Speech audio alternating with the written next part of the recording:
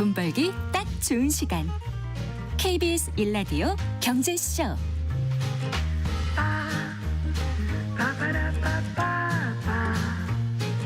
4시 40분입니다. 자, 매년 5월은 종합소득세 신고하는 달입니다. 뭐 매년 하는 건데 매년 1년에 한 번 해서 그런가요? 어렵게 느껴진다는 분들 네. 많으세요. 또 처음 신고하시는 분들은 더 어렵게 느껴지실 텐데 네.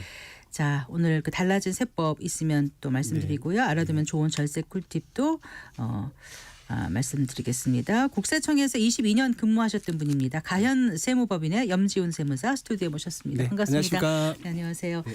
자, 5월 벌써 며칠 지났습니다. 네. 종합소득세 신고를 해야 하는 달인데 앞서도 말씀드렸지만 1년에 한 번 하다 보니까 네. 이제 하고 나서는 다음엔 쉬울 거야 하는데 또 1년 있다면 또 잊어버려요. 정확하게 이제 31일까지 원래 신고 납부를 네, 해야 되는 맞습니다. 거죠? 네. 네. 오늘이 이제 5월 7일이죠. 벌써 7일이나 지났어요. 그래갖고 지금도 종합소득세 신고 가능하고요. 네. 원칙적으로는 아까 말씀하신 것처럼 5월 31일까지인데 5월 1일부터 가능한 거예요? 예. 벌써 네. 이제 한참 지났고요. 이제 올해는 5월 31일이 토요일이다. 그래서 6월 2일까지 네. 신고 납부하시면 됩니다. 네. 그중에 성실 신고 확인 대상자라고 업종별로 수익 금액이 일정 금액 이상이신 분들은 그 신고 납부 기한이 6월 30일까지입니다. 이거는 개인이든 법인이든 상관없이 성실 신고 확인 대상자.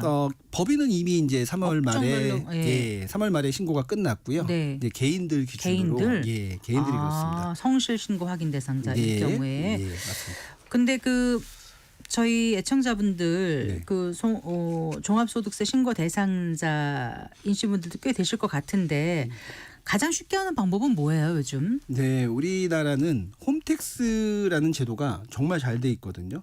인터넷 PC에서 국세청 홈택스를 치시거나 네. 핸드폰에서 국세청 손택스를 검색하시면 네. 현재 종합소득세 신고가 가능하죠. 요즘 워낙 많은 분들이 이 신고를 하다 보니까 다소 느릴 수가 있는데 저녁이나 주말에 제가 해보니까 더 잘 되더라고요. 그래요? 네. 근데 이제 인터넷 환경에서 신고를 하려면 로그인을 잘해야 되는데 그렇죠. 기존에 갖고 있었던 공인인증서로 로그인하거나 또는 요즘은 이제 간편 인증을 쉽게 할 수 있거든요. 많이 편해졌어요, 그것 때문에. 맞습니다. 네. 예. 이렇게 로그인을 하게 되면 종합소득세 신고하기를 가서 네. 신고 도움 자료를 조회할 수 있고요. 이 신고 도움 자료를 보게 되면 나의 소득 자료 현황을 확인할 수 있습니다. 그런데 사실 이제 연세 있으신 분들은 인터넷으로 하는 거, 네. 뭐 손택스 다 좋아도 나는 어렵다 이런 분들 계시거든요. 네네. 이런 분들은 어떻게 해야 될까요? 그러니까요. 제가 아까 말씀드린 것처럼 최근 국세청에서 종합소득세 신고 안내를 너무 잘해주고 있다. 세법을 잘 몰라도 신고하기 편한 그런 환경이 됐다. 그런데 인터넷을 잘 못하시는 분들 또는 세법을 또 전혀 모르시는 분들은 홈택스를 이용하기도 만만치가 않죠. 자, 이런 분들은 전국 세무서에 네. 신고 안내 창구가 만들어져 있습니다. 그래서 계신 곳에서 가장 가까운 세무서를 방문을 하면 되긴 되는데 그러니까 근데 자기 사업장과 상관없이 아무데나 가서 맞습니다. 해도 되는 원래는 거죠. 종합소득세는 원래는 주소지 관할에서 하는 게 맞는데 네. 사업장 관할로 가도 되고 또는 심지어 내가 지금 있는 네. 가장 가까운 세무서에 가도 그러니까 아무 곳에서나 할 수 있다. 맞습니다. 네. 네. 근데 제가 오늘 오전에 모 세무서를 가봤는데 네. 그 기다리는 대기 줄이 상당히 길더라. 그래서 네. 좀 시간이 많이 걸리고요. 연휴 동안에 못 하신 분들이 맞습니다. 또 그래서 몰렸겠죠. 오늘 많은 것 같아요. 네. 예. 또 세무서에서 모든 거를 다 도와주지는 못해요. 그래서 그렇겠죠. 사람들도 많고 네. 어차피 거기는 이제 신고서를 검토하고 약간 조력을 주는 것뿐이지 신고서를 하나하나 다 만들어주지는 대행하는 않는데 데는 아니니까. 그렇죠. 네. 그래서 이제 신고 안내문을 출력해주거나 또는 단순 경비율 적용해서 하는 그런 신고들은 좀 도와준다. 네. 그런데 그게 아닌 기준경비율 적용 대상자라든가 간편장부, 복식부기 장부 신고를 하신 그런 분들께는 직접 못 도와드리니까 동네에 있는 좀 돈이 들겠지만 어쩔 수 없이 세무사 네. 사무실을 방문해서 상담 받는 게 그게 좀 현명한 방법일 것 같습니다. 왔다 갔다 힘드시고 맞습니다. 정확하게 못하는 게 불안하시면 약간의 네. 수수료를 내고 그 세무사 분들께 네. 의뢰하는 게 그래야 될 것 같습니다. 낫겠다 이런 말씀이십니다. 예. 자, 일단 종합소득세 신고는 그 대상자가 어떻게 되는 거죠? 한마디로 종합소득이 있는 분들이 그 대상이다. 네. 여기서 종합소득이라는 건 이자, 배당, 사업, 근로 연금, 기타 소득이 해당이 되는데요. 네. 더 구체적으로 여기 얘기를 해보면 이자 배당 소득 금액의 합계액이 2천만 원 이상이신 분들은 금융소득 종합과세 대상자로서 신고 대상이다. 네. 그리고 부가가치세 과세 및 면세 사업자 또는 주택임대소득이 있는 분 그리고 프리랜서로서 인적 용역을 제공하시는 그런 분들도 사업소득 신고 대상이 됩니다. 네. 프리랜서로 인적 용역 제공하는 분들은 그럼 주로 어떤 분들인 거죠? 누군가한테 고용돼서 월급을 받으면 그런 분들은 이제 근로소득자라고 하고요. 그런데 프리랜서 분들은 고용관계 없이 그냥 일하시는 분들이죠. 네, 네. 예를 들어 보면 보험 판매원, 학원 강사, 헬스 트레이너, 골프장 캐디 분들 네. 이런 분들 뭐 프리랜서라는 말로 이제 통칭을 하는데 네. 이런 분들은 소득을 지급받을 때 고정 월급을 받는 게 아니라 실제 일한 그 수당에 세금 3.3%를 차감하고 받는다. 네, 네. 네, 이렇게 받고 끝나는 게 아니죠. 5월에 종합소득세 신고를 해서 실제 내야 될 세금을 확정한다. 네. 이미 낸 세금은 빼주기 때문에 네. 그래서 프리랜서 분들 중에서 환급 받으시는 분들이 꽤 있습니다. 근데 이제 원래 근로소득이 있는 분들 같은 경우도 다른 소득이 있으면 종합소득세 신고를 해야 되는 거잖아요. 네, 맞습니다. 근로소득만 있는 분들은 원칙적으로 종합소득세 신고 의무가 없죠. 네. 왜냐하면 연말정산으로 끝났으니까요. 그렇죠. 그런데 작년에 두 곳 이상에서 근로를 제공했거나 또는 근로소득 외에 사업소득 등 타소득이 있다면 신고를 네. 할 의무가 있습니다. 또한 지난 2월 연말정산을 할 때 누락한 소득공제가 있다면 이번에 신고를 해서 추가로 공제받아서 환급을 받을 수도 있습니다. 그 아까 연금소득도 말씀하셨잖아요. 네네네. 그 종합소득세 신고 기준이 어떻게 되는 거죠? 네. 이제 연금소득은 국민연금, 공무원연금, 군인연금 등 이런 공적연금은 원칙적으로 소득세 신고 대상이 아니죠. 그것도 이제 연말정산으로 끝나니까. 그런데 마찬가지로 사업소득 등 타소득이 있다면 네. 합산해서 신고를 해야 되고요. 또 연금저축, 퇴직연금 등 사적연금 이거에 대해서는 1년의 수령 금액이 1,500만 원 이하인 경우에는 그 받는 사람의 나이에 따라서 네. 3.3%에서 5.5%의 낮은 세율로 원천 징수되고 네. 종합소득세 신고 의무가 없어요. 네. 그런데 그 금액이 1,500만 원을 넘는 그런 경우에는 종합소득 금액에 합산을 해서 신고를 하거나 네. 아니면 16.5%의 고율의 원천 징수 그 두 개 중에서 유리한 걸 선택할 수 있습니다. 마지막으로 종합소득세 신고 유형으로 네. 제가 아까 말한 기타 소득이라는 게 있는데요. 네, 네. 사업과 관련 없이 일시적으로 받는 수당이죠. 제가 가끔 이제 강의를 하고 받는 금액이 기타 소득에 해당이 되는데요. 이런 강사료는 필요 경비를 60% 인정받고요. 네. 지급받는 금액의 약 8.8%를 원천 징수하고 받게 되죠. 네. 그런데 이러한 기타 소득 금액이 300만 원이 넘으면 종합소득세 신고를 하게 됩니다. 그럼 국세청에서 종합소득세 신고 안내해 주는 금액은 어떤 금액들이에요? 소득의 종류에 따라 다른데 네. 먼저 아까 말한 이자 배당 금융소득은 금융기관에서 저희들한테 이자를 지급하려면 이자 금액에서 주민세 포함해서 15.4%를 원천 징수를 하거든요. 네, 네. 그리고 그 원천 징수한 그 내용을 본인만 갖고 있는 게 아니라 국세청에 제출하게 되는데요. 해당 이자 배당 금액이 2천만 원이 넘는 분들은 이제 신고 도움 자료 아까 제가 말씀드린 국세청 홈택스 신고 도움 자료에 가면 네. 그 해당 금액이 자동으로 조회되죠. 그렇기 네, 때문에 네.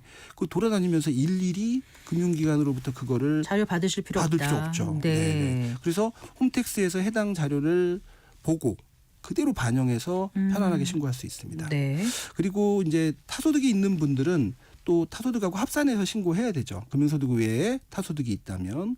그리고 이제 또 사업소득은 네. 이 자료가 어디서 나오냐면 본인이 부가세 신고한 거예요. 또 면세사업장 현황 신고라고 2월 10일에 한 그 네, 두 네. 금액. 네. 또 아까 제가 사업소득 원천징수 된다고 했죠. 3.3%로. 이제 그런 때문에 국세청에 집결이 되고 국세청에서 그 금액을 개개인한테 안내를 해주기 때문에 네, 네. 거기 이제 수익 금액은 어느 정도 나온 거고요. 실제 들어간 필요 경비만 반영을 해서 신고를 하면 됩니다. 마찬가지로 근로소득도 우리가 이미 연말정산 다 해놨죠. 네. 국세청에서 다 갖고 있습니다. 네. 그리고 우리가 본인이 조회할 수 있고요. 연금, 기타 소득도 해당 소득을 지급하는 금융기관 같은 데에서 국세청에 신고한 금액을 우리가 홈택스에서 조회할 수 있습니다. 그 주택 임대소득 있는 분들이요. 네네. 그분들은 다 종합소득세 신고를 해야 됩니까? 어떻습니까? 주택이 한 개이신 분들은 설령 임대소득이 있다 하더라도 원칙적으로 신고 대상이 아니죠. 네. 그런데 그 주택 한 개가 기준시가가 12억을 초과한다면 소득세 신고 대상이고요. 네. 전세 보증금은 주택이 세 채 이상이면서 보증금 합계가 3억 원이 넘으면 네. 간주 임대료라는 명목으로 신고 대상이죠. 네. 보통은 2월에 면세사업장 현황 신고를 해놓은 분들은 5월에 수익금액 안내가 되는데 네. 만약 2월에 안 했다 하더라도 네. 5월에 소득세 신고를 해야 됩니다. 그 주택 임대소득 신고 때 네. 수익 금액이 2천만 원 이하인 경우는 좀 간단하게 할 수 있다고 들었는데 어떻습니까? 네네네. 분리과세라는 방식으로 좀 간단하게 할 수 있고요. 네. 그런데 2천만 원을 넘으면 아까 말한 것처럼 타소득하고 합산해서 종합소득세 신고를 해야 되니까 그럼 세금 신고 부담 및 납부 부담이 좀 클 수 있습니다. 네. 그 종합소득세 신고 대상 중에서 그 주택 임대소득 있는 분이 혹시 신고를 누락하 일부러든 아니면 그렇죠. 예. 실수로든 누락하게 네. 되면 어떻게 돼요? 지금 전월세 신고 제도라는 게 시행이 되고 있기 때문에 국세청에서 그 내용을 다 파악할 수 있고 만약에 이제 시작된 지 얼마 안 되니까 모르는 거 아니야 하고 할까 말까 고민하시는 분들 근데 계시는 것 지금 같아요. 다 집계가 되고 있는 걸로 알고 있고 네. 언젠가 걸릴 수 있으니까 성실하게 신고하는 게 더 좋을 것 같습니다. 근데 종합소득세 신고만 하는 게 아니라 지방소득세 신고도 해야 되잖아요. 맞습니다. 그렇죠. 종합소득세 신고만 하는 게 아니라 네. 지방소득세 신고까지 반드시 하셔야 되고요. 이것도 네. 안 하면 네. 무신고 가산세가 있습니다. 아. 그래서 국세청 홈택스에서 신고를 하다 보면 위택스라는 것으로 곧바로 갈 수 있는 그런 기능이 있거든요. 네. 그래서 놓치지 말고 네. 지방소득세 신고까지 하셔야 됩니다. 네, 사실 경제 활동을 하다 보면 세금은 꼭 내야 되는 부분이지 않습니까? 네네, 근데 맞습니다. 이제 또 이렇게 신고 기간 제때 못 맞춰가지고 네.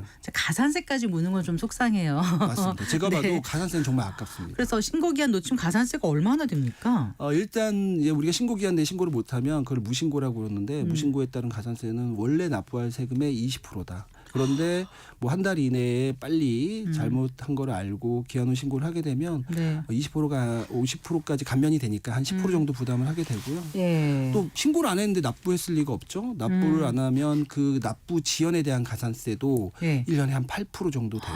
꽤 되는군요. 네, 1년 8%니까 네. 뭐 한 달이면 뭐 좀 더 줄겠죠. 그래도요. 예.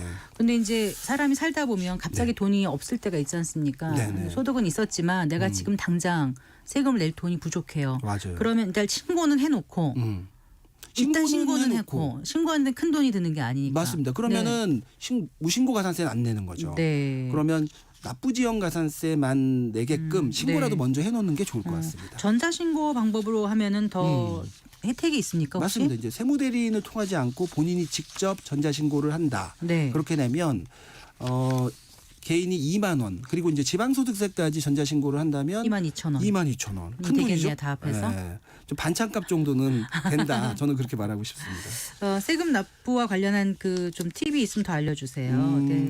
세금 신고도 어렵지만 그 세금 납부하는 게 더 큰 일이죠. 제 주변에 진짜 어렵다 하는 분들 굉장히 많은데 납부도 6월 2일까지 해야 된다. 만약에 납부가 이루어지지 않으면 네. 연 8%의 추가 이자를 부담해야 그러니까요. 된다. 네. 근데 여기서 다만 제주항공 여객기 피해자 및 유가족, 그다음에 네. 경영에 어려움을 겪고 있는 수출 중소기업 중에서 개인 사업자, 특별 재난 지역 소재 납세자께서는 적극 행정의 일환으로서 그 납부 기한을 국세청에서 9월 1일까지 직권으로 연장했으니까 네, 네. 참고하시기 바랍니다. 세금 납부 분할 납부도 가능합니까? 가능하죠. 납부할 세액이 1,000만 원이 넘으면 네. 이자 없이 2개월 분납이 가능한데 네. 1,000만 원에서 2천만 원 사이이면 1,000만 원을 초과하는 금액만 2개월 분납이 가능하다. 네. 그리고 2천만 원을 아예 초과하면 전체 금액의 2분의 1을 분납할 수 있다. 네. 그리고 여기서 하나 더 말씀드리면 신용카드 납부 가끔 물어보시는데 네, 네. 이게 카드 수수료가 꽤 커요. 예. 그래서 이제 그 부담이 적지 않기 때문에 그렇습니다. 알겠습니다. 예, 오늘 말씀 잘 들었습니다. 네. 고맙습니다. 네, 감사합니다. 반현 세무법인의 염지훈 세무사와 함께 종합소득세 신고 납부 요령에 대해서 알려드렸습니다. 마칠 시간입니다. 성기영의 경제쇼 오늘 순서 여기까지입니다. 아나운서 성기영이었습니다. 고맙습니다.